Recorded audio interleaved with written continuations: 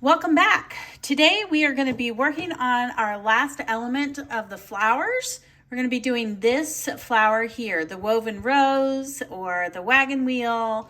It's a pretty straightforward stitch. We're not going to be going in and out of the underneath of the fabric, but it's all on top of the surface of our hoop. So it's kind of fun. One thing to remember with a wagon wheel is, or this rose, is that you need an odd number of spokes. Now, I don't think I drew the spokes on here. I don't have them drawn on, but you can evenly space those out. We need an odd number. So it could be 5 or 7. I like typically doing 5 spokes. So I have the light blue floss here. It is DMC 598. It's right here. We're going to use all 6 strands to make our spokes. So we'll just come up and then do one long straight stitch down here. Now again, it doesn't have to be exact, but we're going to make our spokes. I think I might actually move this one a little bit over here. Now these will be covered up by our weave of the making of the rose or the wagon wheel. So yeah, okay, so we're going to make our 5 long straight stitches for these spokes.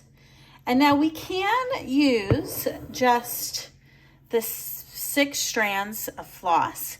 But what I like to do now is to actually make it look a little bit of a fuller rose. So I'm now going to pull my floss even here so that the extra bit is just as long as the working part of the floss. So now we're working with a double width,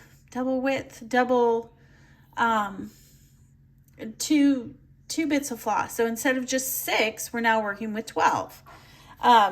So we're going to come up right here at one of the spokes, and basically the entire stitching of a wagon wheel. Here you can see I have 2, like it's a double strands of floss. Now the entire bit of a wagon wheel or a woven rose is that it's on the surface of your fabric and your hoop. Once we've pulled the floss through like this, we're not going to go back in the fabric or behind the fabric at all. It's all going to be on top, underneath, and over these spokes. So here we're going to do a pattern of going over, under, over, under, over. So just to quickly show you this, I came up. It is basically like right here at this spoke.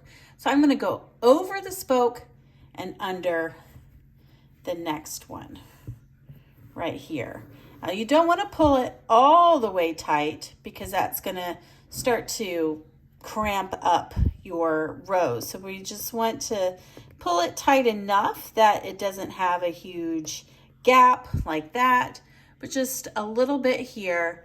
Pull a little bit tight next to the French knots that we've done. So we went under this spoke. We'll go over this spoke and then under this spoke.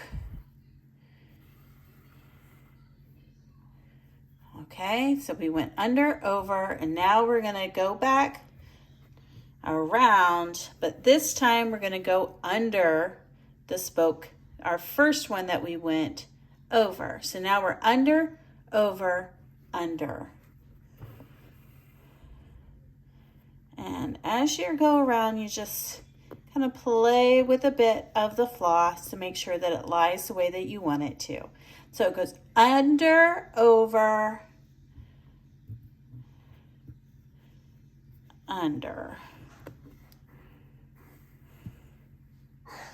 Now again, you don't want to pull it so tight because look at that. It's now covering over your French knot. So you want to just pull it over a little bit. So right here, so it kind of stays there at that spoke, but it's going over, under, under. So this is why you need to have an odd number of spokes so that it's not just doing the same thing, but we're weaving it through. So under, over, under.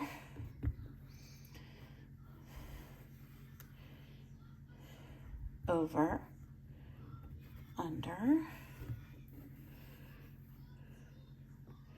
over, under. As you go around, you can just kind of fluff it out or space it out the way you want it to be. So that's under, over,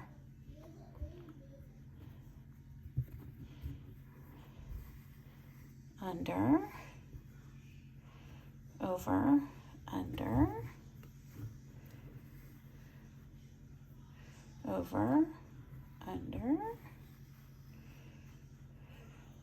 over, under. I always find that I have to keep saying it to myself over and over again. Under, over, under. Otherwise, I will get dizzy. And you just keep doing that until under, over. You start to fill up the spokes. Under, over, under, over, under, over,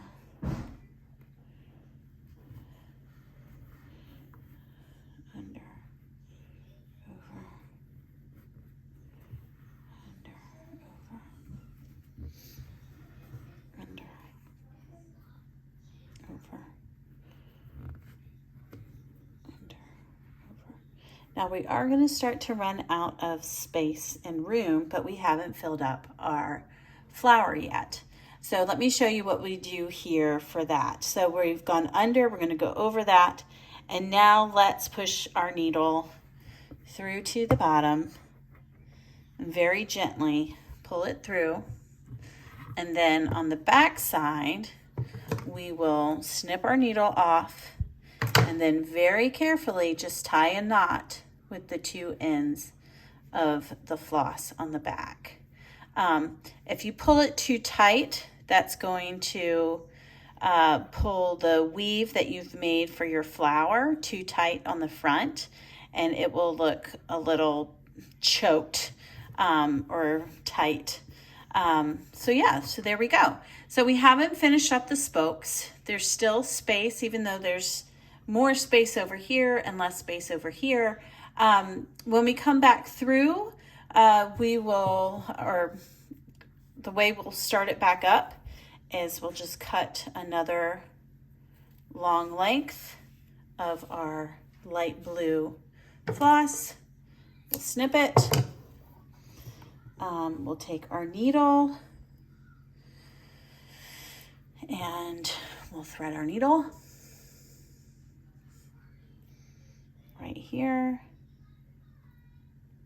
And since we want a double length, so 12 strands instead of just 6 strands, how about we just tie our ends together to the floss.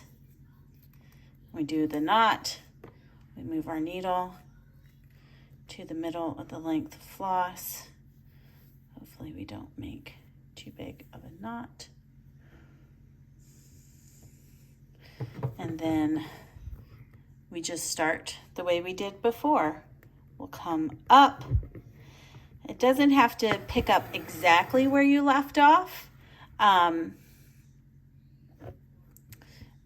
but just keep up with the same up and down, under and over that that we had set up. It doesn't have to keep the exact same sequence. Just with this new floss, make sure you maintain that over, under, over, under.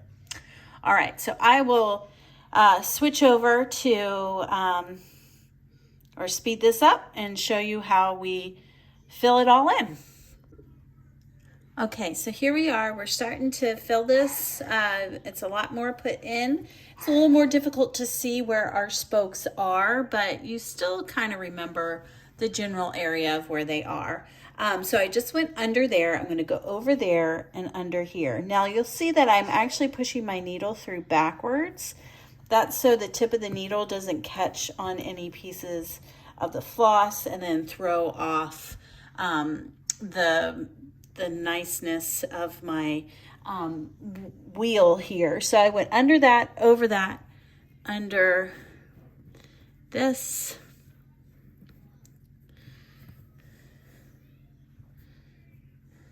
Now I'm just kind of fluffing it up and out as I go around to kind of cover up some of those spokes and make the flowers seem a little bit fluffier and a little bit more of like an organic. So you can see a little bit of the spoke here. So we're gonna go over that one and then under this one. And I'm gonna take my needle and kind of fluff it out over the spokes. Since you really cannot see these ones here at all, what I'm gonna do is I'm now gonna go through the fabric and just do little tack down stitches over the spoke. Here, I don't know if you can quite see.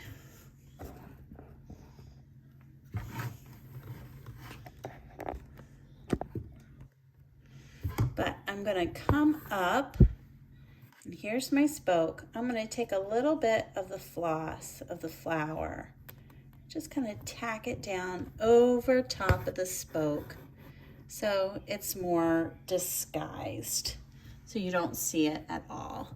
Same for the one right up here.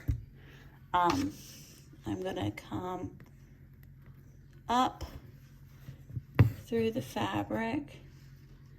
Again, you want to be very gentle with your tugs and your pulls. Otherwise, if you pull it too tight, it will just choke up your flower and kind of close it back up and make everything a little bit wonky. Okay, so let me take this out actually. Now you can somewhat see this spoke right here. So what I'm going to do is I'm going to push my needle up and kind of pull some of those wraps down, just like that. Now, if it does go a little bit haywire, the good thing about woven wheels is that, except for those last few stitches, you're not going through the fabric at all. So all your floss is going to be on top of and just lying on top of those spokes. So if you do mess it up, or if you want to start over again, all you need to do is to go around and snip the spokes.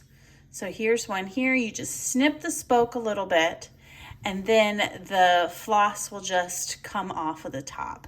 You could even use that floss again if you wanted to. But here is our lovely little woven rose. I'm so excited about that. It looks intimidating, but once you kind of get the handle, the tension of the thread, it's pretty simple and straightforward. And I hope that you guys enjoyed doing it and had fun with that. And now you can impress your friends as well, because it looks much more difficult than it actually is. All right, well done. We're done for the day. So now we'll start moving on to the lettering tomorrow and the rest of the week. All right, have a good day.